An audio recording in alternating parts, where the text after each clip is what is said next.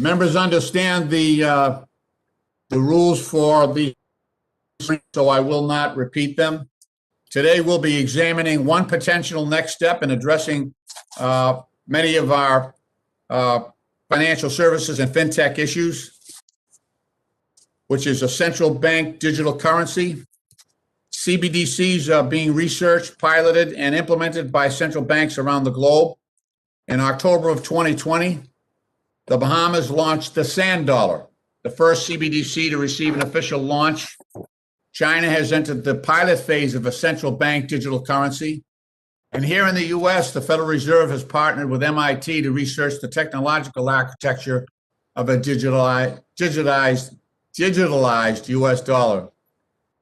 As the US and the rest of the world moves towards central bank digital currencies, the US must consider its effects on financial inclusion, consumer privacy, illicit finance, and business operations, among many other issues.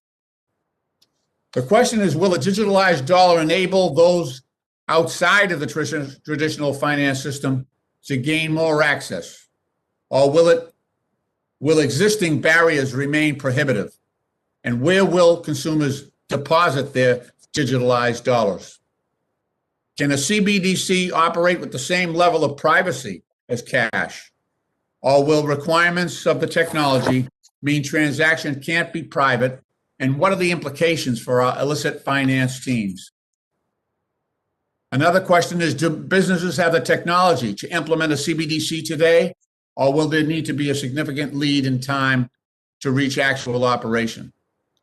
Today, we have a distinguished panel of witnesses who will be able to discuss the pressing issues before us in the central bank digital currency space. These technologists, privacy and financial inclusion experts will help us better understand this technology and its potential impact on our financial system, and I look forward to this discussion. The chair now recognizes the ranking member, Mr. Davidson, for 4 minutes for an opening statement. You're welcome, Mr. Davidson. Thank you, Chairman. I appreciate the recognition, and I would just express my excitement about being the new ranking member of this task force. It's an honor to take on the role to address this important policy area, and as we all know, we've all on this task force held strong interest in seeing America's future include a better regulatory environment for financial technology. Regarding today's hearing, the topic of central bank digital currency touches on many of the complicated issues presented by the emergence of fintech. It's safe to say that we are still in the learning phase when it comes to central bank digital currencies. With that in mind, I want to emphasize that it's imperative that we use these hearings to effectively gather information on the subject and to communicate what we do know. As some of you may have noticed, CBDCs have constantly grabbed headlines since China announced that they would pursue one. I acknowledge that there's incredible potential for a CBDC to enhance our financial infrastructure. However, I also want to emphasize that we must pursue CBDCs for the right reasons and not simply to pressure ourselves in a pursuit for the sake of trying to keep up with China. Adopting a central bank digital currency that embraces the ineffective financial and monetary rules of the past would be redundant or even detrimental. It's important for us to be objective in our approach and also receptive to new ideas as we have this conversation. It's been almost a month since Chairman Powell outlined how the Federal Reserve would approach the issue. In his announcement, he discussed the key focus would be on whether and how a CBDC could improve on our already safe, effective, dynamic, and efficient U.S. domestic payment system and its ability to serve the needs of households and businesses. He rightly explained that a CBDC would raise important monetary and financial stability, consumer protection, legal, and privacy considerations. As policymakers, we too must keep these considerations in mind as we determine principles that would underpin a potential central bank digital currency. It's my belief that if the United States were to pursue such a tool, we must do everything that we can to preserve the principles of sound money and privacy. I like that the chairman referenced cash. It is truly permissionless, and we should preserve cash and its characteristics in our payment system. This month, we've seen the report that consumer prices have jumped 5%. People are realizing that the US dollar is venturing further and further away from being sustainable sound money. For those unfamiliar with the term, sound money refers to a form of currency that is exempt from radical fluctuations in purchasing power over the long term. A 5% jump in consumer prices lacks any resemblance of sound money, and we've seen it distort our stock exchange, where it's now over 200% of GDP. While this topic may seem tangential to the structural development of a central bank digital currency, we must use the digitization of the US dollar as an opportunity to also discuss the current devaluation in the monetary system that we've seen. Remaining competitive on a global stage and remaining the world's reserve currency requires sound money. We must also use this moment to protect individual liberties, namely privacy. Should the United States pursue a central bank digital currency, government must refrain from becoming a centralized clearinghouse that doubles as a consumer data collection center. Too often we see government slowly chip away at the Fourth Amendment under the guise of security. But I urge my colleagues to resist this temptation to use the monetary system as a tool for control instead of as a store of value and a means of exchange. A central bank digital currency that is token-based would help avoid this pitfall, and I look forward to discussing this concept today. I understand that there are CBDC skeptics. I myself am skeptical of any central bank digital currency if it fails to uphold the two principles I just mentioned: sound money and privacy. There's a right and wrong way to go about it, and we must properly flesh out problems as we look into it. This requires us to look at the architecture, the infrastructure, and access that the chairman so importantly recognized that is completely accessible in cash. To the few skeptics who claim that there are no current problems that necessitate a central bank digital currency, I would caution against complacency. We cannot sit back and simply because we are the strongest economy, most robust financial system, and we have the world's reserve currency. Despite all of this, we still have many Americans who are unbanked or underbanked, and a central bank digital currency may help alleviate these issues. It may also help enhance our financial infrastructure if implemented correctly.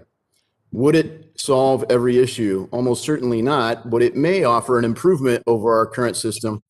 I ask those who are anti-central bank digital currency to keep these considerations in mind. Lastly, I know that some people prefer to use the central bank digital currency conversation as a vehicle to voice their opinions on other fintech issues more broadly. We certainly saw that in the Senate's hearing last week, and while I would not shy away from conversations on any of those topics, I hope that we can keep today's conversation focused on central bank digital currencies, since there's true value in that conversation, and it is the topic of the hearing. I yield back. I thank the gentleman. The chair now recognizes the chairwoman of the full committee, the gentlewoman from California, Ms. Waters, for 1 minute. Welcome. Thank you. Thank you very much, Chair Lynch. Today's hearings begins a series of hearings for the committee on an especially important topic: cryptocurrencies and other digital assets. As cryptocurrencies grow exponentially, I've organized a working group of Democratic members to engage with regulators and experts to do a deep dive on this poorly understood and minimally regulated industry. Today, we continue this discussion by considering central bank digital currencies, or CBDCs, which are being created by governments around the world and which the Federal Reserve is actively reviewing. If properly designed, CBDCs have the potential to harness the positive innovations arising from cryptocurrencies and to digitize our dollar. So I look forward to this discussion, and I yield back the balance of my time. Thank you. I thank the gentlelady. The chair now recognizes the gentleman from North Carolina, the full committee ranking member, Mr. McHenry, for 1 minute. Well, thank you, Chairman Lynch, and thanks for your leadership on the FinTech Task Force. I want to commend the new ranking member of the task force, Mr. Davidson, for his engagement in these issues, and look forward to a productive conversation here.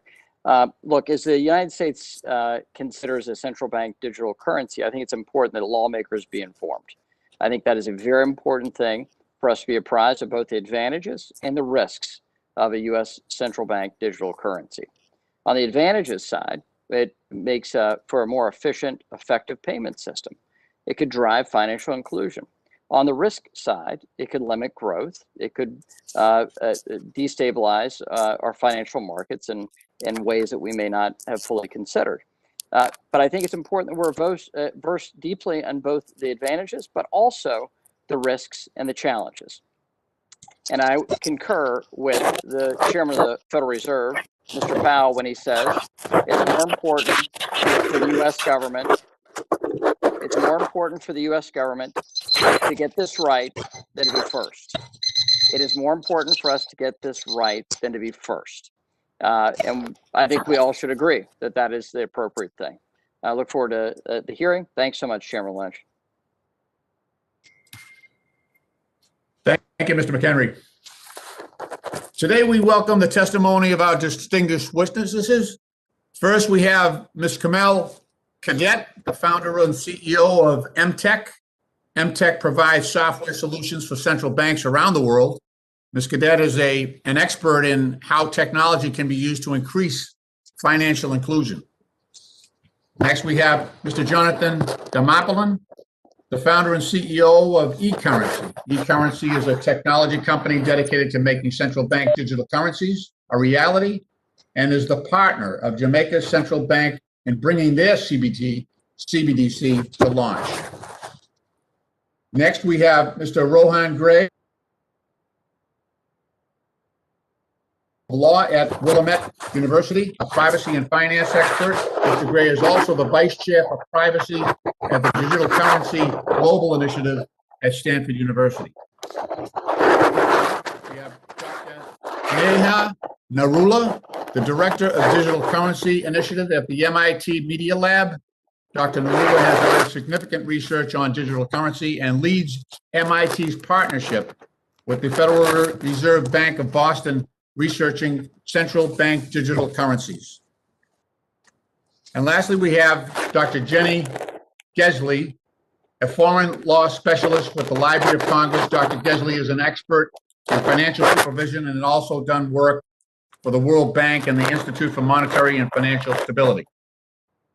I want to thank all of our witnesses for your willingness to participate and to help inform the committee. Witnesses are reminded that their oral testimony will be submitted completely, that their written testimonies will be submitted in completion, but their oral testimony will be limited to 5 minutes. You should be able to see a timer on your screen that will indicate how much time you have left, and a chime will go off at the end of your time. I would ask that you be mindful of the timer and quickly wrap up your testimony if you hear the chime, so that we can be respectful of both the witnesses and the committee members' time. Without objection, your written statements will be made part of the record. Ms. Cadet, you are now recognized for 5 minutes to give an oral presentation of your testimony. Thank you. Dear Chairman Lynch, Chairwoman Waters, Ranking Member McHenry, Ranking Member Davidson, and esteemed members of the committee, thank you for the opportunity to testify and respond to your questions on how digitizing the dollar can address financial inclusion. My name is Carmel Cadet. I am the founder and CEO of MTech, a US-based financial technology company helping central banks modernize with technologies like blockchain, cloud computing, and data analytics in order to close inclusion gaps. It is my pleasure to talk to you today about how a central bank digital currency, specifically a digital version of the paper cash that we know today, can be used for financial inclusion by design, make peer-to-peer payments resilient, lower cost of payment, and enhance user privacy. This conversation is very important to me personally, given my experience as a once unbanked minority person in the US, as a Haitian immigrant, supported by a single mom, hi mom, who was paid below minimum wage. I learned firsthand the importance of accessing the financial sector. I am now in a position to create jobs, give something back, and promote innovative and actionable CBDC strategies in order to close economic and financial exclusion gaps. As you investigate the technological infrastructure for a CBDC to achieve financial inclusion, It's important to highlight that technologies such as distributed ledger technology, blockchain, and cryptography are tools that can be used to drive various outcomes. Some use them for good and some use them for bad. Therefore, there is a risk that as we think about the design for a central bank digital currency, that it is designed in the image of the status quo. It is also an opportunity to build and design a truly inclusive and resilient payment infrastructure for every person in this country. I hope this testimony will foster the latter. Issuing a central bank digital currency should not be about disruption of the current financial sector, nor is it about emulating Bitcoin or other crypto assets. Instead, CBDC in this context represents a once-in-a-lifetime opportunity for the US to revolutionize its payment infrastructure. This should be considered to complement paper cash and to give everyone a means to participate in a digital economy with or without a phone, with or without a bank account.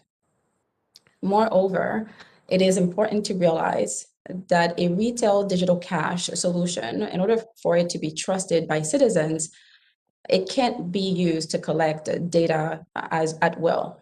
Protecting and even enhancing user privacy is a key requirement to deploying a CBDC every American can trust.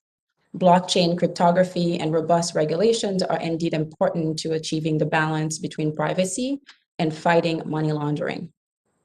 Achieving those outcomes is not going to be easy. In our written testimony, we mentioned the concepts of Fed wallets and a green CBDC as potential design requirements worth testing for. As a technologist, technology and service provider for central banks, we are right now seeing around the world the role of digital and regulatory sandboxes as a tool to innovate, to research, to understand the desired outcomes and how they can be best achieved. To achieve financial inclusion, central bank should look to collaborate with a broad set of stakeholders, such as banks, fintechs, and other regulators to ensure that the desired outcomes are safely achieved. A digital sandbox is a strategic tool to do so. To conclude, although many countries are exploring CBDCs today for various reasons, the US should lead in this innovation to solve real and acute problems here domestically, which include financial exclusion for millions, the need for modern financial infrastructure in the US. This will lower costs for payments for every American, for the US government, help combat money laundering, and improve the American family's family P&L. I welcome your questions. Thank you. Thank you, Ms. Cadet. Dr. Damapolan, please correct me if I'm mispronouncing that, Doctor. I apologize. But Dr. Damapolan, you're now recognized for 5 minutes to give an oral presentation of your testimony. Thank you. Thank you, Chairwoman Waters, Ranking Member McHenry, Chairman Lynch, Ranking Member Davidson, and members of the task force. I'd like to thank you for holding this hearing and inviting me to testify.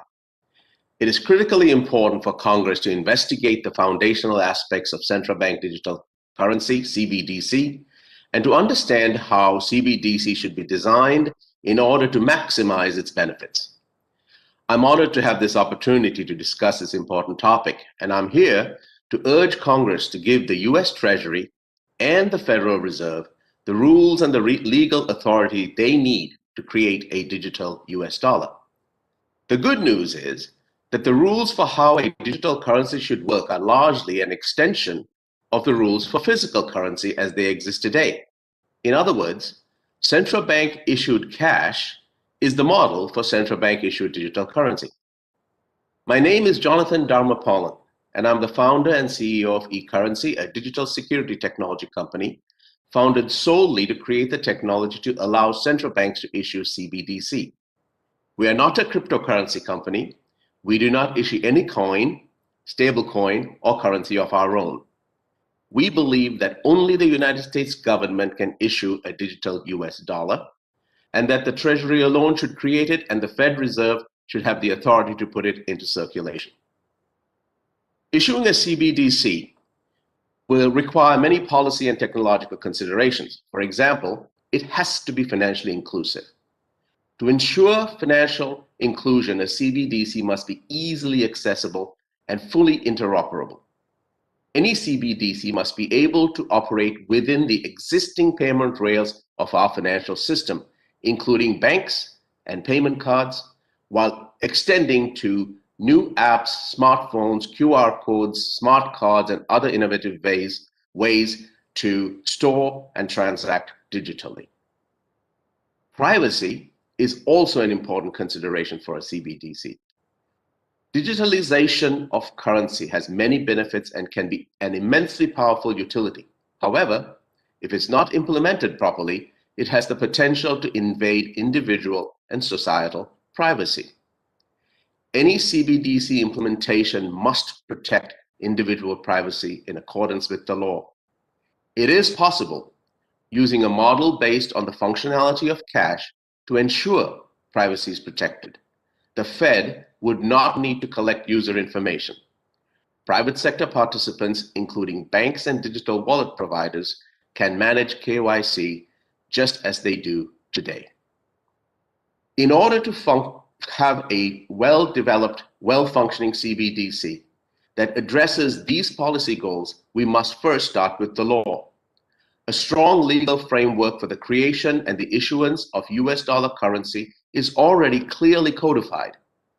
Today, currency comes in the form of notes and coins and is protected under a clear legal framework. This framework should be extended to include digital currency. The responsibility to securely produce notes and coins is currently placed on the Treasury. Adding the production of a digital currency would be a natural extension of the Treasury's role. The Federal Reserve can then fulfill its subsequent role as the issuer and distributor of that US digital currency.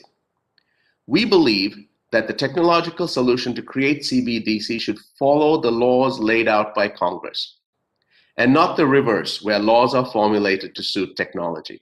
In other words, our government should enumerate what standards a CBDC should meet and require that technology enables compliance with those laws and standards. To advance our understanding of CBDCs and to encourage the study of a US digital dollar, Congress should take the following steps. First, address the definition of legal tender in the US Code to add digital currency to the current standard of notes and coins.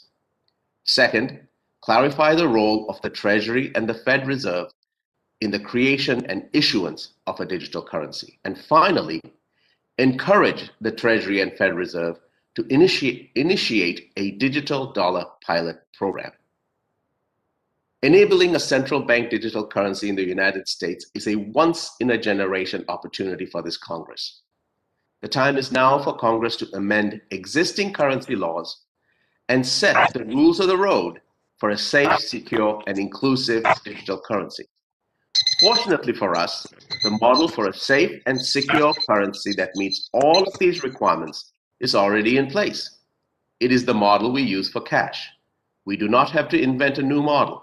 If we can demand the security technology is appropriately leveraged to support this model, we can enable a digital dollar CBDC in the United States. Thank you. I yield back. Thank you, Mr. Dallapallo. Mr. Gray, you're now recognized for 5 minutes to give an oral presentation of your testimony. Thank you. Thank you, Chair Lynch, Ranking Member Davidson, and members of this task force. In the interest of brevity, I will focus my remarks on 3 key points. First, when it comes to designing digital dollar infrastructure, Congress should resist falling into the trap of thinking that there can only be one.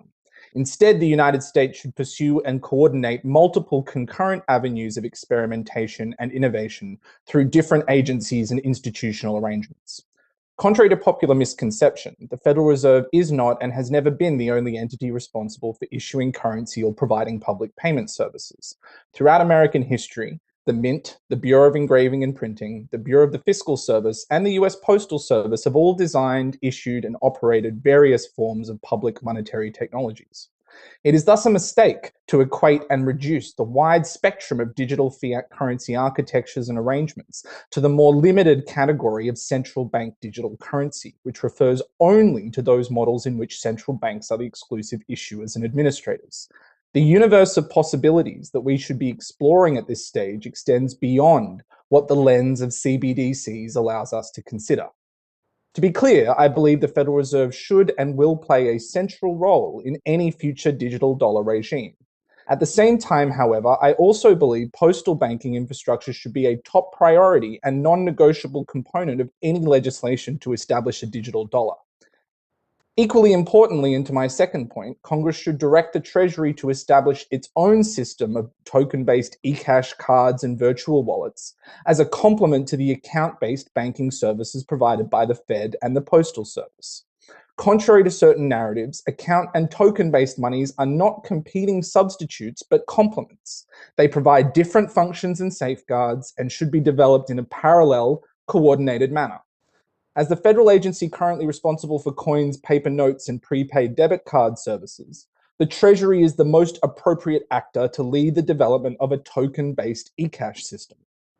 Interestingly, I am not the first to make this suggestion to Congress. The Electronic Money Task Force of the Treasury Department first proposed a commission to look into developing a mint-issued stored value e-cash card over 25 years ago. In an October 1995 hearing on the future of money before the House Banking Subcommittee on Domestic and International Monetary Policy, then Director of the US Mint Philip Deal testified that the Mint's, quote, main interest in cash cards at the time was as a potential substitute for coins and currency.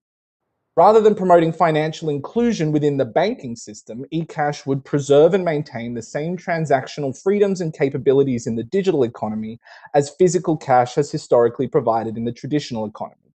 Which brings me to my third and final point. It is not uncommon to hear policymakers claim that designing a digital dollar system to allow for anonymous peer-to-peer transactions would be radical or extreme. I profoundly disagree. Transactional anonymity, like anonymity more broadly, is a public good and core bedrock of political freedom in a democratic society.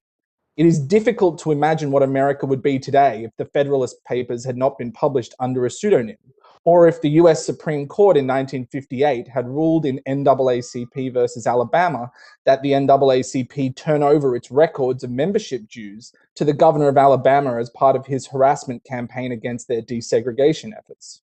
Preserving the right to make peer-to-peer payments without third-party approval is, in fact, a small c conservative defense against the socially disruptive effects of digital technology and the internet. It reflects a first do no harm approach that ensures we carry the same freedoms into the future as we have enjoyed and fought for in the past. When it comes to digital transactions, we have a right to what Professor Joel Reidenberg calls privacy in public. If there is no compelling reason for public authorities or private platforms to know when I buy a meatball sub from a street vendor, then they shouldn't know. It's that simple. The way to limit the risk of data abuses is to not collect unnecessary data in the first place. Above all, Congress should adopt a principle of currency neutrality, similar to net neutrality, whereby digital fiat currency platforms and technologies are treated as common utilities available to all as a public good. If the digital dollar is to stand for more than surveillance, data mining, and political censorship like China's digital yuan or Facebook's Diem, American policymakers must be willing to articulate and defend a different set of principles and commitments, even when doing so entails difficult choices. Thank you, and I look forward to your questions. Thank you very much, Mr. Gray. Dr. Narula, you're now recognized for 5 minutes to give an oral presentation of your testimony. Thank you. Thank you, Chairman Lynch, Ranking Member Davidson, Chairwoman Waters, and Ranking Member McHenry, and members of the task force for the opportunity to testify today.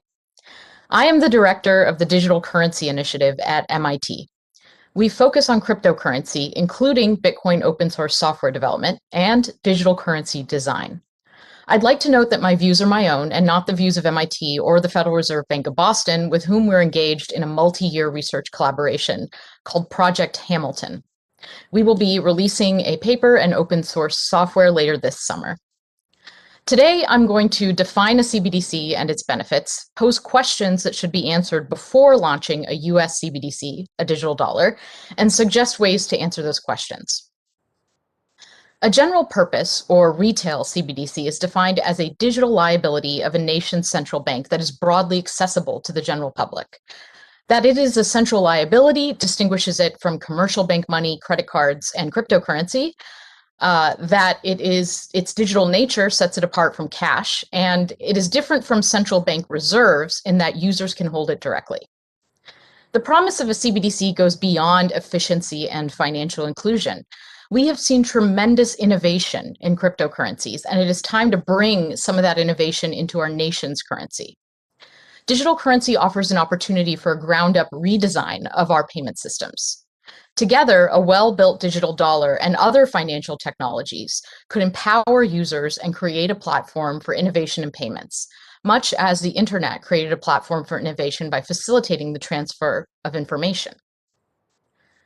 Though promising, the way forward is not entirely clear. There are many open questions regarding how a US CBDC should operate, how users might access it, how consumer privacy would be protected, and even if a CBDC is the best way to achieve goals such as increasing financial inclusion. For example, 36% of those in the US who lack bank accounts also do not have smartphones. Many Americans do not have reliable internet connectivity. Such people could not use a digital currency that requires a mobile app or constant connection to the internet. At MIT, we are investigating designs that would enable forms of secure offline transactions.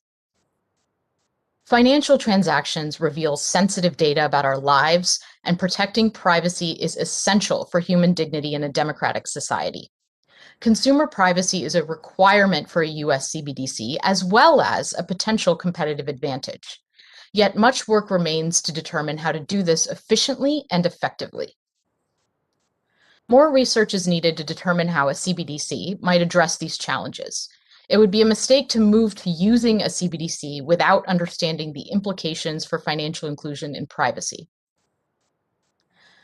Extensive collaboration between academic researchers and the public and private sectors, as well as research funding, is needed to make progress on these key questions.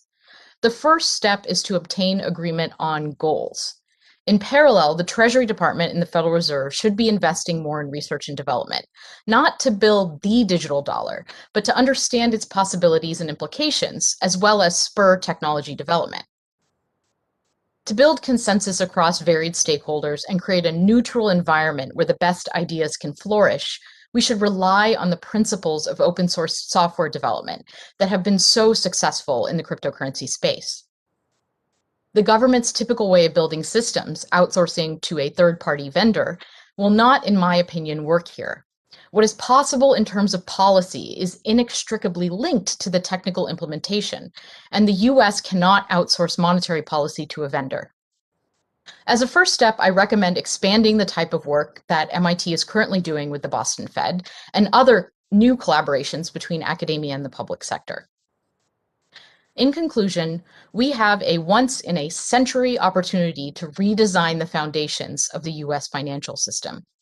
Central bank digital currency might have the potential to increase financial inclusion, reduce transaction costs, and become a platform for innovation in payments, but only if designed and implemented well. I commend this task force for raising this important issue and encouraging this critical dialogue. Thank you, and I look forward to your questions. Thank you, Doctor. Dr. Gesley, you're now recognized for 5 minutes to give a summation of your testimony. Thank you. Task Force Chairman Lynch, Ranking Member Davidson, Chairwoman Waters, Distinguished Member McHenry, Ranking Member McHenry, and distinguished members of the Financial Technology Task Force. It is an honor for me to appear before you today to testify regarding digitizing the dollar. My name is Jenny Gesley, and I'm a foreign law specialist at the Law Library of Congress. I've also previously worked as the chair for money, currency, and central bank law at the University of Frankfurt, Germany, and I hold a PhD in law in the area of financial market supervision. In my testimony today, I will provide an overview of different design choices for CBDCs, reasons in favor of and against adopting a CBDCs, and some legal, economic, and technical considerations. And I will use examples from other jurisdictions to illustrate these points. On October 20, 2020, the Central Bank of the Bahamas launched the first worldwide retail CBDC, the electronic Bahamian dollar, also called the sand dollar. And one of its critical goals is financial inclusion. The People Bank of China recently became the first major bank of a major economy to launch a digital currency in several major cities. And Sweden's central bank recently announced that it will start the second phase of its e-krona project. And the UK and the European Union are doing exploratory work on a potential retail CBDC, although they have not made a decision yet on whether to issue a CBDC.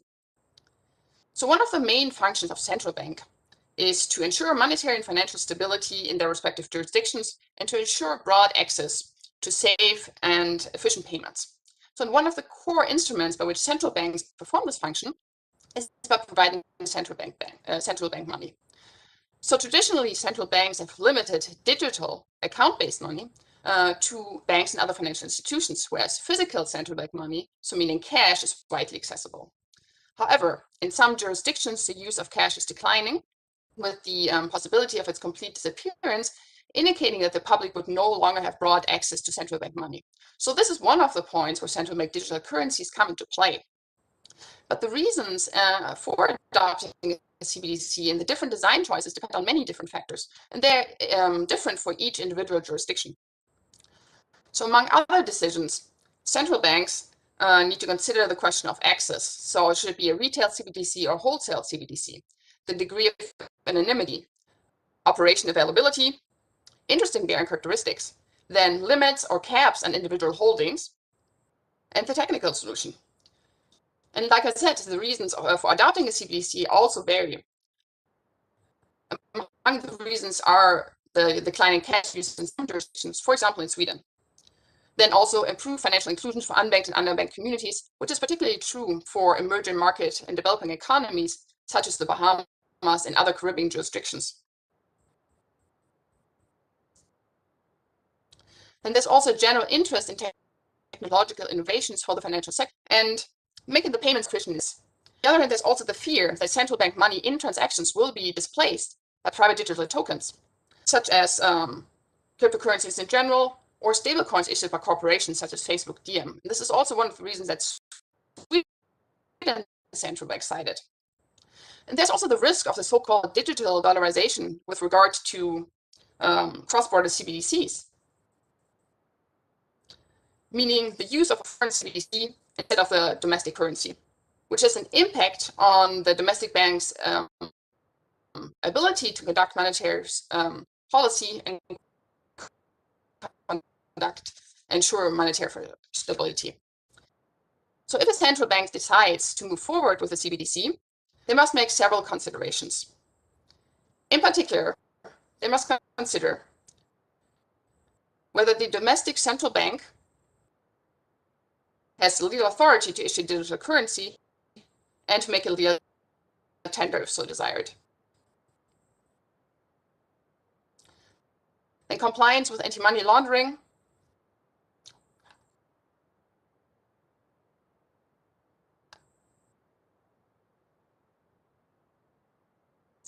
I think my connection. I'm not sure. You can still hear me. Sure if that, can our tech people try to get Dr. Gesley back again, or is that possible?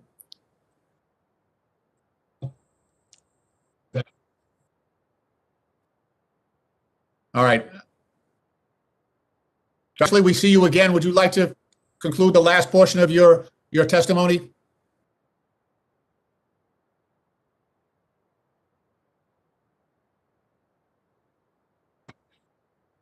All right, I'm reclaiming my time.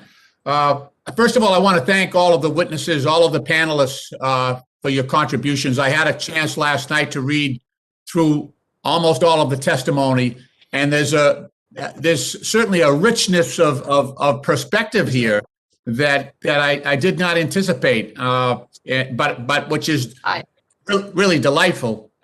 So I'm glad that that's the case. I apologize for the connectivity problems. Yeah, you were fine up until the last minute, Doctor. If you would like to conclude that, I would certainly yield the time.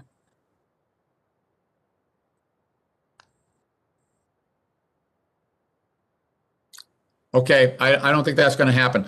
All right, so Dr. Naruli, I know that you're doing great work over at MIT. Thank you so much for being with us today. Listening to all of the testimony, reading through the testimony as well, there was a there is the question of should not the policy inform the architecture. In other words, we have to provide direction, I think, to you to be helpful to decide, what will be the priorities and what are the essential elements and what is the functionality of a CBDC consistent with the role of the Federal Reserve and as you say, with this once in a generation opportunity to really redesign our currency.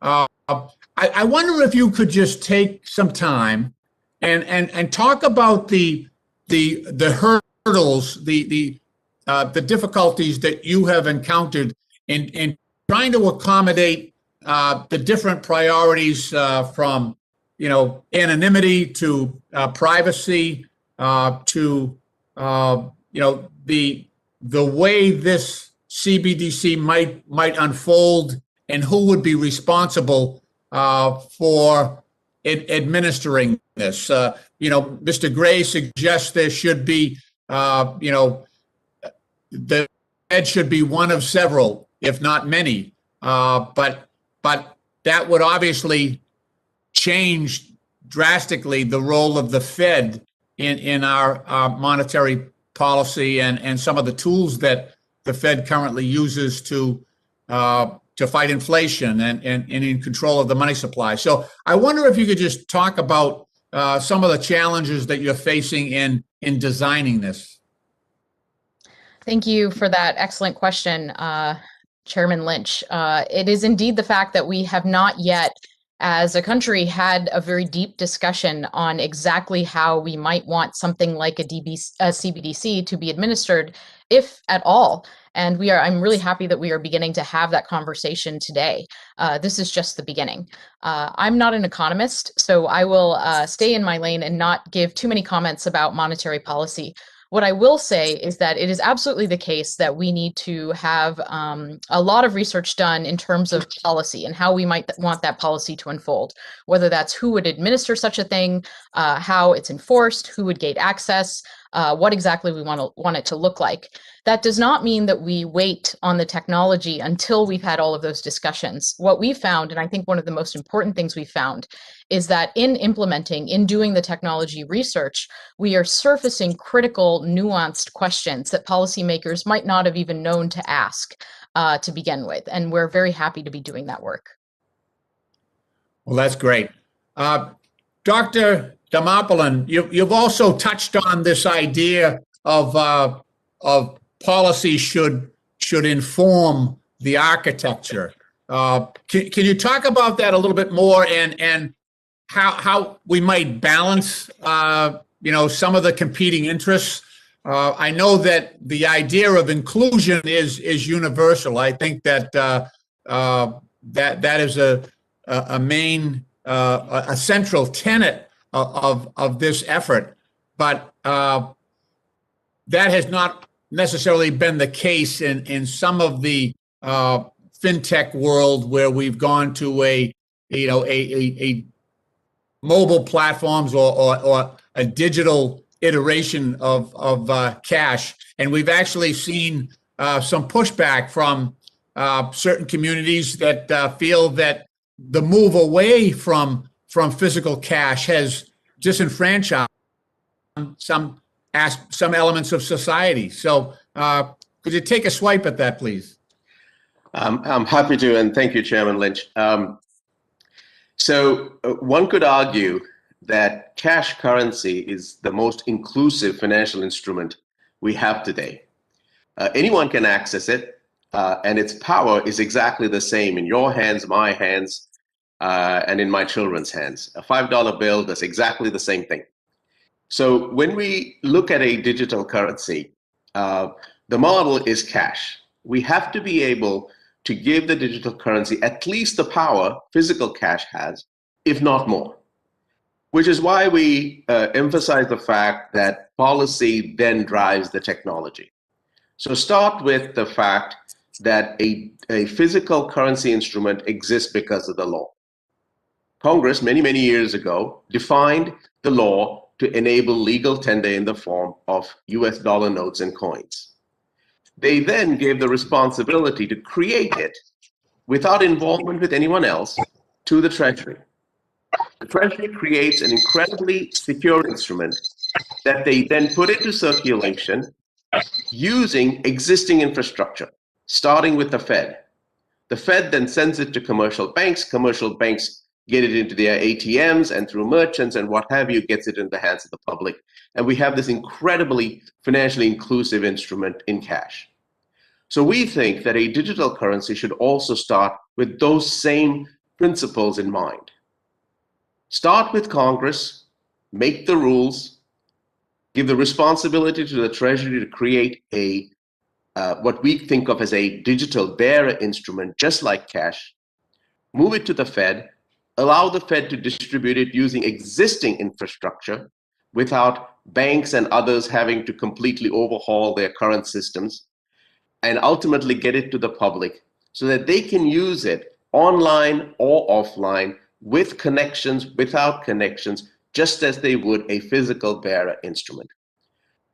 This is what will allow for ultimate inclusion in the digital world for people who don't have smartphones, may not have internet access at all points, but will always have access to a digital form of cash. Thank you. The chair now recognizes the ranking member, the gentleman from Ohio, Mr. Davidson, for 5 minutes for questions. I thank the chairman. Thanks to our witnesses, and I am so excited that we're going to meet in person. We've seen a lot of technical glitches and a handful even at the start of this. So we're excited to see the light at the end of the tunnel here. And look, I am very encouraged by this dialogue about cash, and frankly, Mr. Gray, by your passion for privacy. And though you don't call it out explicitly, the third-party doctrine that leaves privacy in the hands of businesses highlights one of the big gaping holes in the Fourth Amendment. And if we get this structure right, we could really move past that sad part of America's history where Americans essentially surrendered their privacy in the late 60s, early 70s with respect to financial matters. And we've seen it eroded massively over these years. And so when you talk about the permissionless nature of cash, as our chairman and several others have, it's very encouraging because the rest of the financial system doesn't really have that characteristic right now. And so if we get a central bank digital currency right, in my opinion, it will certainly have the essential feature of privacy. And hopefully it will also develop something we've been lacking also, at least since the 70s, is sound money. So look, the architecture and structure are really, really important. So, Dr. Narula, when you submitted your testimony and spoke, you do a great job of discussing the importance of protecting consumer privacy when developing central bank digital currency. Specifically, you note that it's essential for human dignity and democratic society. I can't agree more. And you then state legitimate public policy goals relating to combating criminal activity can be fulfilled while preserving the privacy of the public. With that in mind, can you discuss other CBDC pilot programs and the privacy standards other countries implement? What can the United States learn from these case studies, good and bad? Thank you, Ranking Member Davidson. That's an excellent question about privacy and also what we can learn from other countries. Part of the benefit of the work that we're doing at MIT is that we're able to speak to many central banks and gather that input to learn about what's common amongst different central banks. I will say that there are very few central banks that have really gone far enough to begin to ask some of the more nuanced questions. There's just a handful, really. However, some of them have begun to ask very, very important questions about privacy. And I think what's really important to note is that it should be possible to catch criminals without the government having a record of every date, time, amount, and location whenever I buy a cup of coffee. That's just not something that's going to be practical. So there is an inherent trade-off here. Sometimes it's very fundamentally hard to get two different things at once. The ability to track bad actors implies a design that is less than completely fully private. I think the key is to find the right balance between these tensions, which is why extensive research and design is so critical. One very promising direction that my team is exploring is the application of cryptography to this question and tension. Using cryptography, we can hide the specifics of data while at the same time proving more general facts about that data. This will be challenging, and it's still an open area of research in which we are engaging, but I'm optimistic. Yeah, thank you for that, and I'm encouraged by your work. And you know, one of the important innovations it has been cryptography linked to blockchain technology. Ms. Cadet, in your testimony, you discussed the benefits of blockchain technology. You say blockchain technology can securely embed trust, compliance, privacy, and transparency. Can you outline why you think that blockchain is a more appropriate infrastructure model for CBDC as compared to a centrally controlled database? No, thank you for that, Ranking Member. When we started our work in central bank digital currency, blockchain technology is something that we saw as a key differentiator to any other type of technologies and approaches to creating digital currencies. Especially when we talk about cash, a cash-like model for a CBDC will find many benefits from blockchain technology. The cash today, you don't need an intermediary to use it. If you have cash in your pocket, you don't need to ask permission or wait for the internet to come back up for you to buy a scoop of ice cream. So when we think about blockchain and the decentralization component of it, really can reflect what cash and bring some benefits that cash provide today.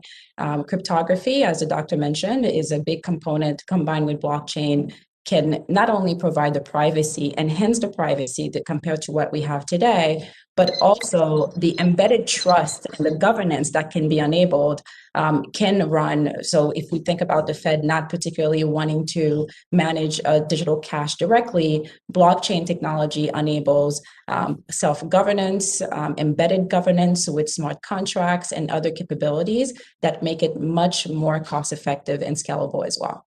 Thank you so much. My time's expired. I appreciate your solid answers. I yield. The gentleman yields. The chair now recognizes the gentleman from Florida, Mr. Lawson, for 5 minutes for questions.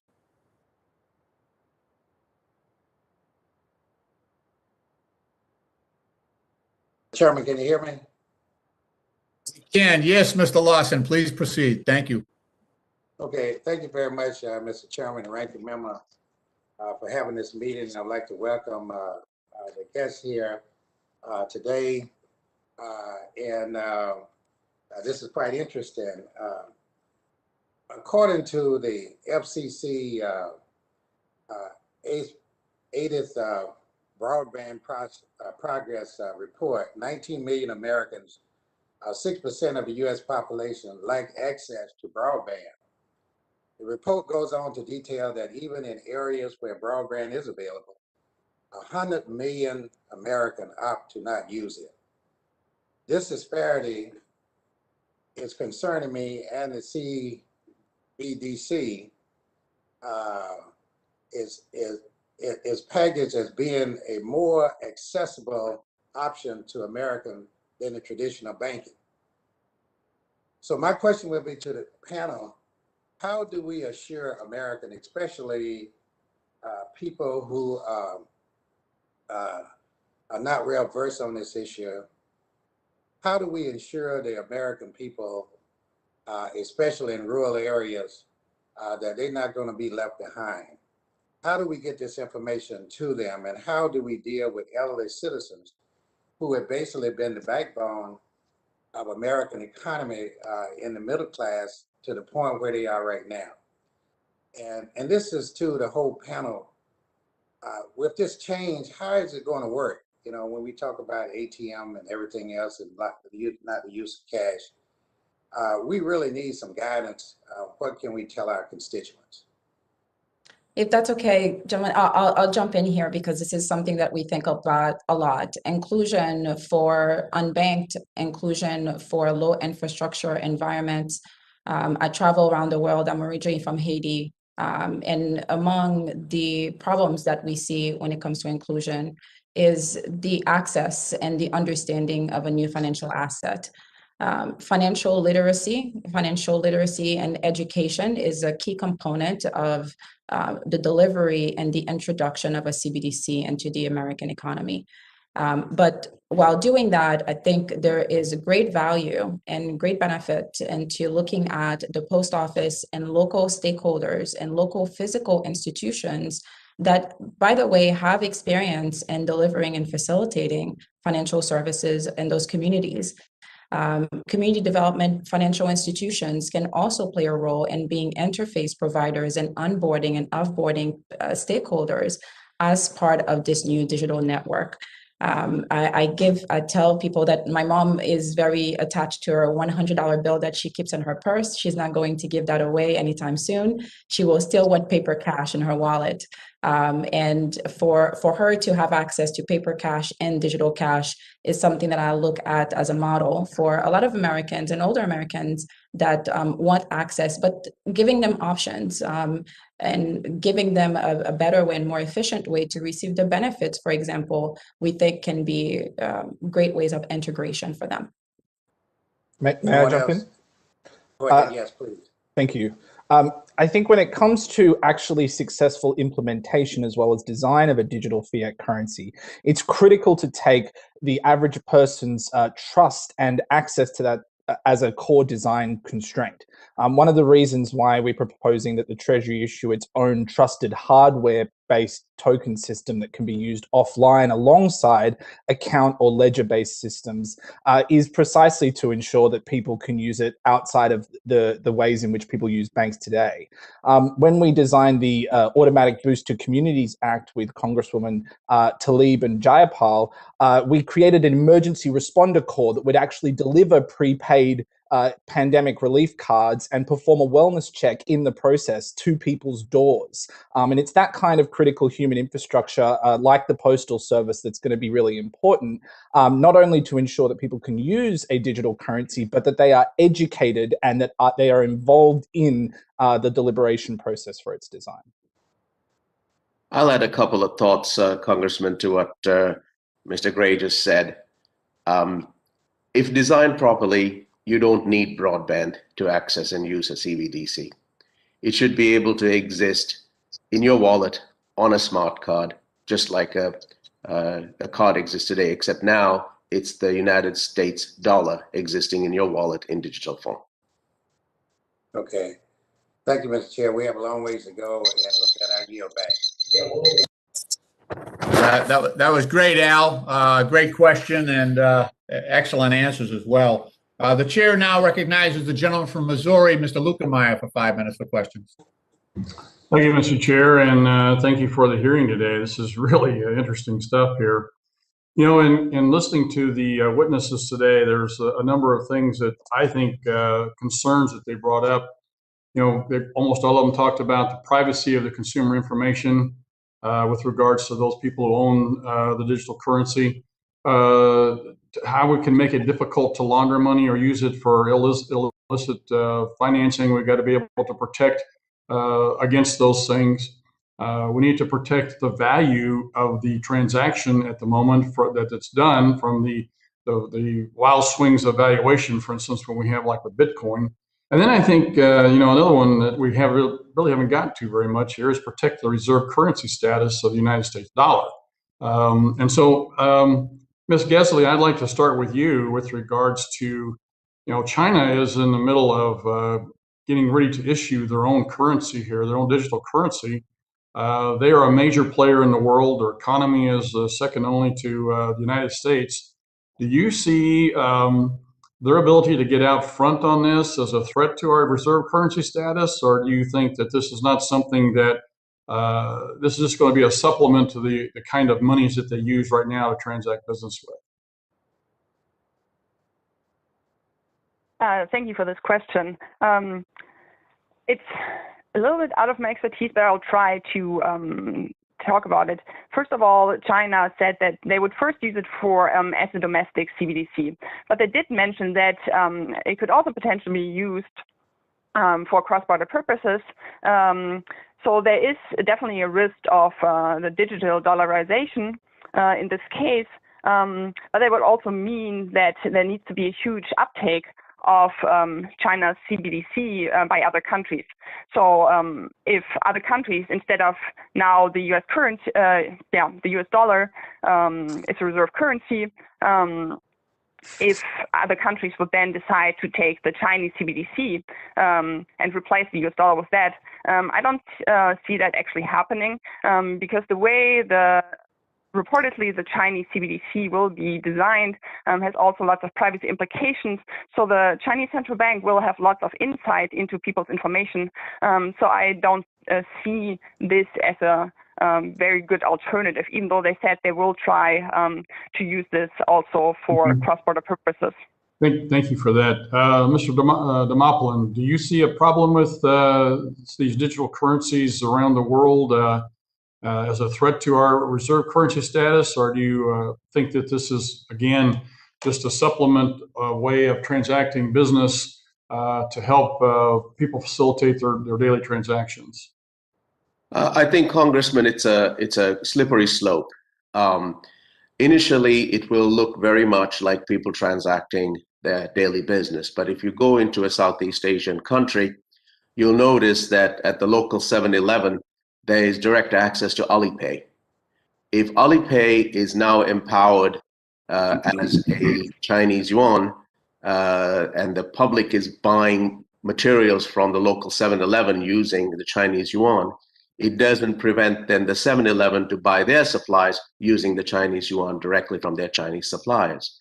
So little by little, this could creep into other countries besides China and succeed in achieving what China really wants, is for mercantile payments to take place, merchant payments to take place using the Chinese yuan. So it goes first from a retail payment to ultimately creep into wholesale payments and payments for exports directly from China. So that risk does exist. Thank you for that. Dr. Gray, quickly, it would appear to me that there's going to have to be some congressional authorization to be able to implement any sort of CBDC modeling, or even the authority to issue this digital currency. Can you explain what your thoughts would be on that? Yes, thank you. I think we should adopt a comprehensive approach rather than starting with a one institutional perspective. And by that, I mean, I think we should have Fed accounts of the kind proposed by Professor Menand and others, alongside a Treasury eCash, alongside postal banking. And we should design that legislation as a comprehensive package that combines retail, account, and token options. At the same time, it's going to be very important to get the perspective of stakeholders that are currently not in this process. Privacy advocates, groups who are involved with people who conduct remittances. Thank you for that, Dr. Gray. Anybody who thinks the Postal Service is a way to deliver money has been asleep at the wheel for the last 30 years and how they actually perform when they're broke themselves. But with that, Mr. Chairman, I yield back. The gentleman yields back. Next on my list is the gentlewoman from Georgia, Miss Williams. I don't see you on the screen, but I know you might be on your phone. I'm not quite sure. All right, we're going to go to the gentleman from Texas, Mr. Green. I see you there, sir. You're welcome to ask your question for 5 minutes.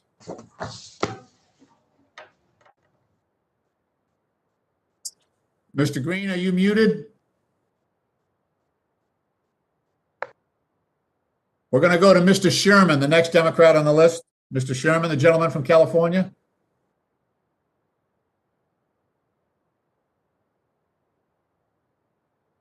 We're going to go to Mr. Emmer, gentleman from Minnesota. You recognize for 5 minutes.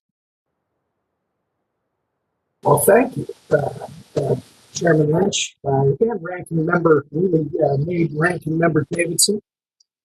Like Representative Lukemeyer before me, I'm very happy that we're hosting this timely hearing to discuss the potential of the United States digital dollar.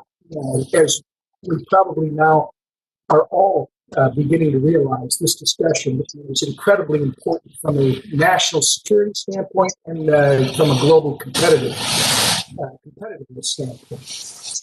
With China's testing and rollout of the digital yuan, it's more important than ever to cement the U.S. dollar's dominance. The benefit of having a digital dollar would only come to fruition if it were open, permissionless, and private. We should not lose sight of these values, and we should not craft a CBDC that enables the Fed to provide retail banking accounts for Americans and, in fact, would convert the Fed into a consumer bank. And if it were such, it would be able to collect all sorts of private information on Americans. That is not what we want. Our banks and fintechs are doing a great job serving their customers and expanding access to financial services. And the competitive marketplace of the private sector can facilitate that goal. But the private sector has led the charge on innovating in the digital currency space already. The private sector developed our electric infrastructure, our telecommunications infrastructure, and the internet. If we're talking about programmable money and building off of the dominance of the US dollar, we have to be involving the private sector. Whatever future innovation we discover from the CBDC will not come from the government.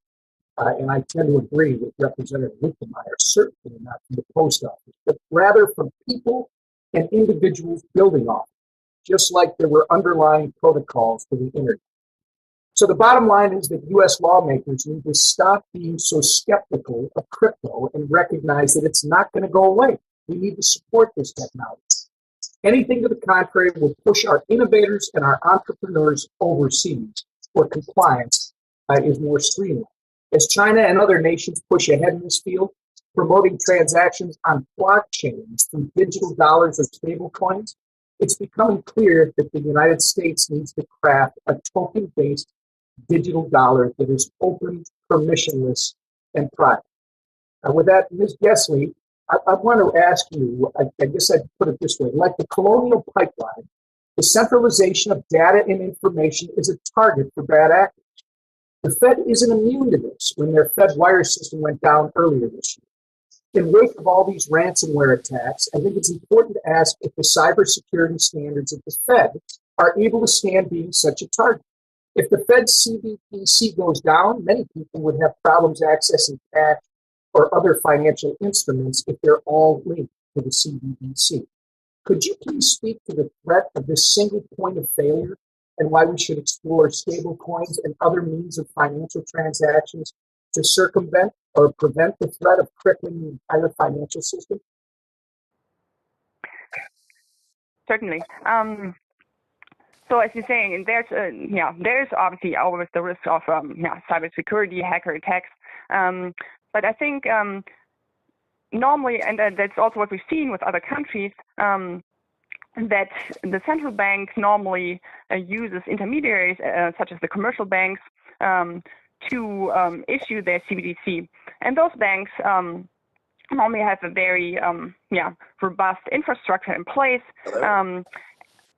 And then they should also, for example, in the Bahamas, when they register those so-called wallet providers, they made them go through, like, there's an independent third party that looks at their cyber security infrastructure to ensure that all these wallet providers will be able to provide the necessary security. And therefore, only those intermediaries that pass this test will be able to. So I don't think, and normally central banks, this would be, if it was all located at the central bank, a huge, additional task for the central bank, which they're not equipped to do at the moment.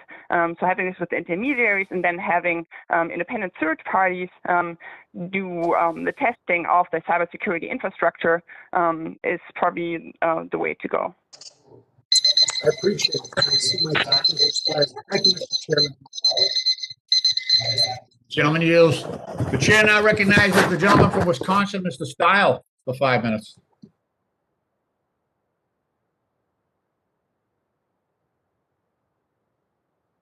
Gentleman might be muted. I'm sorry. Might be muted. Very good. Well, I'll start off then by saying I look forward to our next hearing being in person, where the mute will be a little bit easier to do.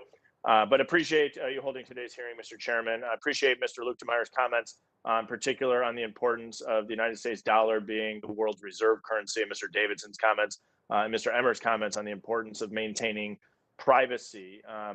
I'd like to dive in as to the problem that we're trying to solve, and if I can, direct a question towards you, Ms. Gessley. Over the course of today's hearings, I think we've heard some disagreement about the structure of CBDCs stems from different views as to what problems the CBDCs are supposed to solve. So I look at the sand dollar and seeing that the problem was, how do we get funds from point A to point B in an island nation? Not a challenge in the United States, but a challenge for some island nations. I see what I think are some countries who are actually on the other side of the privacy issue, who are actually trying to remove privacy and trying to gain insights as to what their citizens are doing as being a problem that they are trying to solve. I don't want to solve that problem here in the United States. I think privacy of individuals is important. If I look at the FDIC survey of how Americans bank, in particular looking at the unbanked, 36.3% of households that are unbanked replied that they didn't have a bank because they simply don't trust banks. So I don't know that putting this in the hands of the federal government is going to get those people on board, that they would trust the federal government more than they trust banks. 19% said that banks didn't provide offers or didn't offer the products or services that they needed. And so what I'm looking for is, what problem would the CBDC necessarily solve? And what problems in particular have you seen other countries trying to address through CBDC's implementation, Ms. Gessley? Yeah, thank you for that question. So if I could go back to the Bahamas, where they are trying to solve the financial inclusion problem. So they did several things. So for example, especially with regard to not trusting commercial banks. So they said, in addition to commercial banks, there could be several wallet providers. So the wallet providers do this, the digital wallets, where the CBDC will be. So they said also cooperative credit unions, but then also just money transmission businesses, payment service providers. So it's a wide range of providers. So if you don't trust the traditional commercial bank, you have the option, for example, you may be more likely to go to a payment service provider that you're already familiar with. Then another, also what they did there, they said that so all the wallet providers need to provide a financial inclusion strategy. So they can say, well, in this remote area, we're going to do it X, Y, Z. So the central bank can look at this problem. They're supposed to provide financial inclusion data. Ms. Gessley, if I can follow up on that, because I think it's an interesting point, right? We want financial inclusion. We want to make sure that people who are unbanked have access to that. I think it's a very worthy cause. Do you see that goal was accomplished, or is that a goal that they set out to achieve, and was this not a successful path? I think they're on the way to achieving this, especially after the launch. Now they added, for example, they added prepaid cards in collaboration with MasterCard, so that also people who don't necessarily have access to a smartphone, that they're able to use the sand dollar. So this is also another way, and I think the Bahamas is a good example, especially now that it's already in use, following along and seeing what improvements they're making along the way. I think it's very helpful. So that's something they added as they saw. Would an analogy be a similarity as to how we're using food stamps in the United States, where there would now be a card? Is that almost what's occurring? It's just a prepaid amount, yes, that is loaded onto the card. So everywhere where MasterCard then is accepted, you can use this card, and it just has the sand dollars loaded on it. Or sometimes they also have, with the problem when there's no internet connection, you can already preload something on your digital wallet, so you don't necessarily need to be online all the time. So it sounds almost in many ways that they're using financial technology as much as they're actually using the digital currency to get inclusion into the financial system for many of their people. Representative Steele, Looking at is the it okay for time, me I'm to, going. is it I'm okay hearing for me some to? feedback here, but Yeah, go ahead.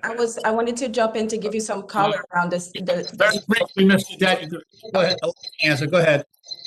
I just wanted to say, as someone who participated in a pilot in the Central Bank of Bahamas, I wanted to give some color around the implementation. The financial inclusion was a big driver, but the access and making sure that the transactions could be done in real time was something that was executed successfully. That's what I wanted to say. Thank you very much. Cognizant of the time, Mr. Chairman, I will yield back. Okay. The chair will try again to recognize Mr. Green of Texas for 5 minutes. I'm not sure he can hear us. Mr. Green of Texas?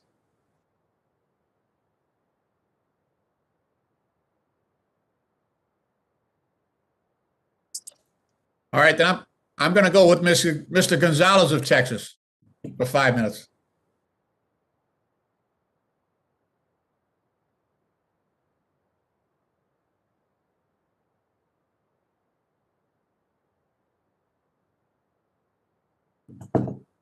All right.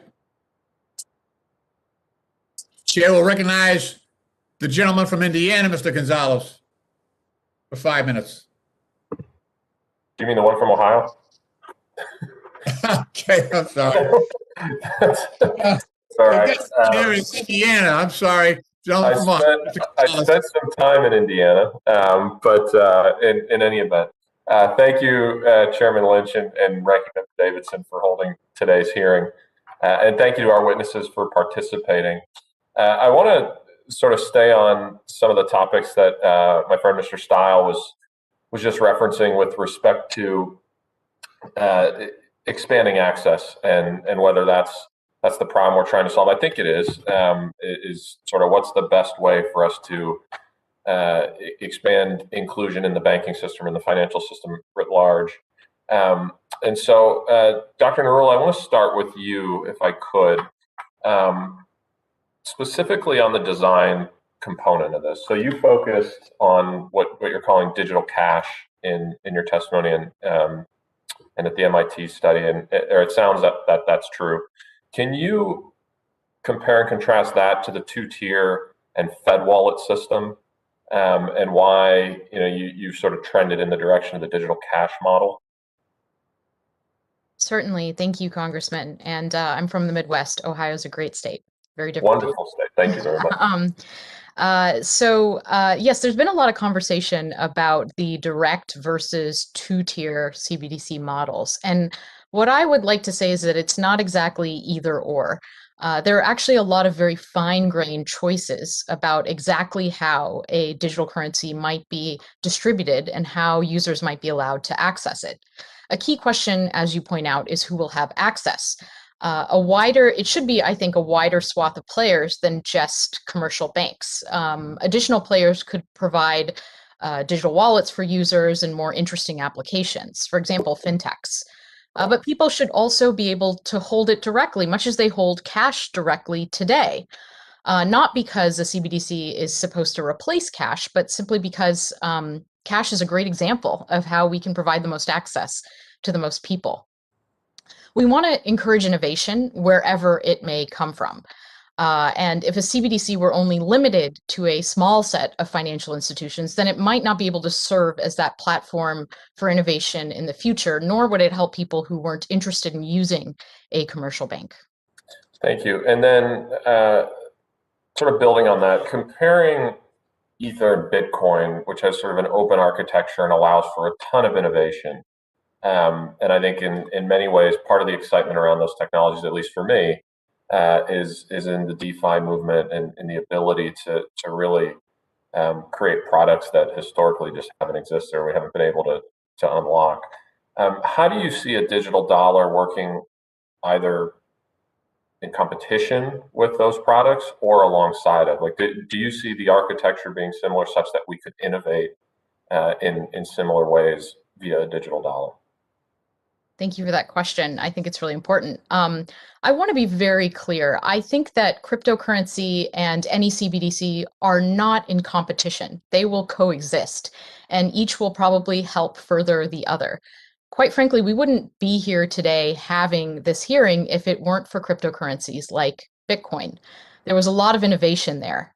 There was a lot of really interesting applications. You point out the DeFi space. There's a tremendous amount of experimentation happening there. And we want to continue and encourage that experimentation and innovation. We want to make sure that the United States is at the forefront of that. I think CBDC is a natural thing to consider, seeing that innovation happening and thinking about how we might want to upgrade our financial systems broadly. So to me, these two things will coexist. They're both very important, and I don't see them as in competition. Thank you. And then one criticism is that the digital dollar forces the Fed to replace retail banks and takes assets off bank balance sheets and moves them directly to the Fed. Is that necessarily true with a digital dollar or a CBDC? And how would you solve that if that was an objective you did not want to see happen? Thank you. I think this is a really important question. I'm not an economist, so I'm just going to speak from the perspective of a technologist. I think that there are ways to perhaps keep that from happening. It really depends on exactly how the system is designed and how much, for example, of the digital dollar is in circulation. So I think that this is something that could potentially be mediated. I know a lot of economists are looking at this problem, and I look forward to seeing more of the research that comes out, but I don't think it's a deal breaker. Thanks. And I do think it's an important concern. I don't think we want the Fed to fully take over the banking system and to have every American with a bank account at the Fed. At least I don't want that for me personally. But I'm encouraged by your work and your testimony, and I yield back. Thank you. The gentleman from the great state of Ohio yields back. The chair recognizes the gentleman from Texas, Mr. Green, once again. Can you hear us? All right. I'm going to go to the gentleman from California, Mr. Sherman, for 5 minutes. Thank you, Mr. Chair. Thanks for an opportunity to participate in this task force hearing. Mr. Damapolan, the American Families Plan Tax Compliance Agenda, released just last month, says that cryptocurrency poses a significant detection problem by facilitating illegal activity broadly, including tax evasion.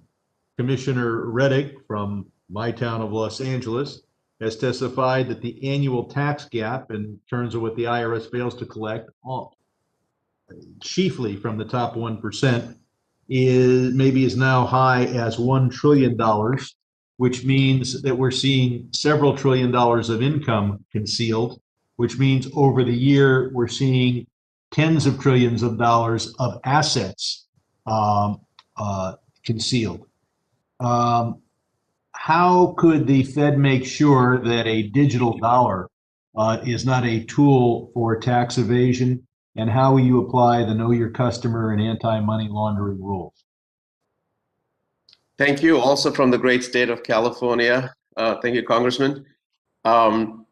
This is a very important question about transparency and the existence of a United States digital dollar that is visible to the Fed Reserve and the Treasury. It's important to recognize that cryptocurrencies were set up to actually bypass the central bank and maybe even bypass existing financial infrastructure. We think that the architecture for a central bank digital currency, United States legal tender, should be based on something other than cryptocurrencies. Cryptocurrencies is a bad model. We have a much better model. It's called the United States dollar. And the United States dollar is a transparent instrument that protects our privacy, but also allows us to enforce KYC, AML, CFT regulations, which, by the way, are placed upon the private sector intermediaries to manage. When legal doctrine allows for that veil to be pierced and information collected using whatever necessary court orders, we are actually able to pursue bad actors through those AML/CFT KYC regulations. So moving away from the cryptocurrency model, I think it's important, and taking a step towards a transparent US digital dollar is the right way to go. So thank you for that question. I'll caution you. You'll want your digital currency to be successful. You're going to be competing against others. And one of the ways to compete is to go after the tax evasion market. Making life better for tax evaders and making sure the top 1% both evade law and evade jail is something that will be well paid for in our society, as it has been for many years. And I hope that as we work to develop a popular digital dollar, that we don't get pulled into, oh, we could be more successful if we just allowed people to have anonymous accounts. And look at this segment of the market. They want anonymous accounts. And shouldn't Americans have everything they want? They want anonymous accounts. So I'm hoping that as we move forward with this, that the know your customer rules, the anti-money laundering rules are there. I don't really have enough time to ask and hear the answer to a second question, so I'll yield back. I thank the gentleman. The chair now recognizes the distinguished gentleman from Arkansas, Mr. French Hill, for 5 minutes. Thank you, Chairman. Thanks for letting me wave on to the hearing today. It's just been outstanding. What a great panel of witnesses so that can comprehensively talk about this. I congratulate my friend from Ohio as our ranking member of the task force. Both of you keep up the good work. The issue of a central bank digital currency is something that I've worked on now for 2 years, and I want to thank my friend from Illinois, Bill Foster. Congressman Bill Foster and I have been focused on talking to the Treasury and the Fed about this since 2019 during our full committee hearings when we heard about Libra for the first time, Facebook's previous cryptocurrency idea. And we've introduced legislation this spring that would ask the Fed to formally do a study on just what the laws and regulatory changes would be necessary for the Treasury and the Fed to collaborate on a central bank digital dollar. And so this hearing is very timely, and I congratulate the work being done by the Federal Reserve Bank of Boston and MIT. Last year, we had a similar hearing on the task force with former CFTC Chairman Chris Giancarlo testifying.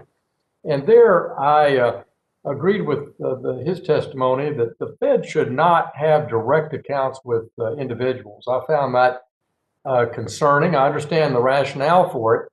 But as we look for ways to increase financial inclusion, obviously we heard testimony today about the lack of mobile phones and other issues. It's an all of the above strategy. We need our community development financial institutions, we need our nonprofits, we need our credit unions, our banks, all working to break down barriers to help the underbanked and unbanked have access to the American financial system so that they can save, invest, and better manage their money and grow in their capabilities for their families' work. So I don't think it's a one-size solution. I don't think a digital account at the Fed directly with individual households is some panacea towards that. I appreciate all the comments made on that so far today. Dr. Narula, can you talk about, you didn't really do this in your testimony, talk about some of the negative effects were we to have individual household accounts actually at the government owned and operated central bank? Thank you, Congressman Hill, and thank you for your the work that you've been doing over the last 2 years to move this discussion forward.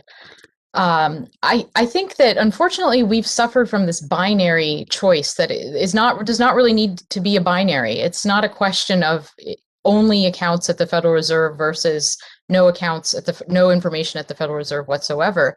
I think there's a lot of fine-grained choices around exactly how a digital currency could be distributed and how to access it, and we need to find the right balance. a key question is who will have access. And Fed accounts are not the only way to do a direct currency. There could be benefits of something like a minimal direct model to act as a platform for innovation for the private sector, for example. So I think we still have a lot of work to do to figure out exactly where that line should be drawn. It's clear we want to bring the benefits of the private sector to bear on this, and we want to have that innovation. Dollar plays into that. Again, my friend on the other side of the aisle, Jim Himes, and I've introduced a bill on this, the 21st Century Dollar Act. I encourage all my friends to co-sponsor that, again, where because of what China's been doing that we've talked about today, that this is another reason, another rationale for carefully assessing how to have a digital dollar. Because China is well known for what they're doing in WeChat and at the retail level. But their surveillance system and their strategy to extend the RMB to support, to beat out the dollar over the next few years is operating on real time, not just retail, but across their Belt and Road initiative around the world.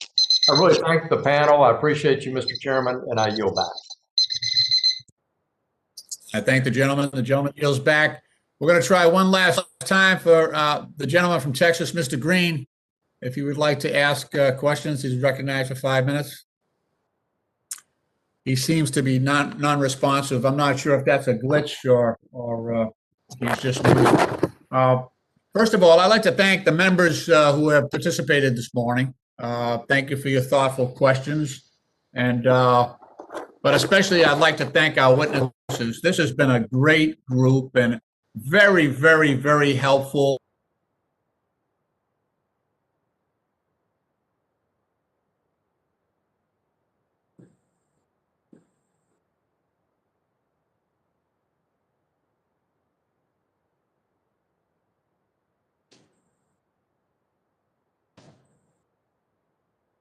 Perspectives, express yourself extremely well and enormously helpful.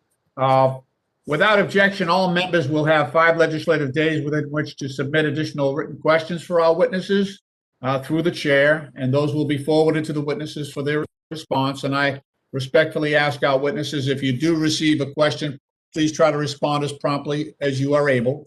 And without objection, all members will have 5 legislative days within which to submit extraneous materials to the chair for inclusion in this record. I remind members that written questions and materials for the record should be submitted to email address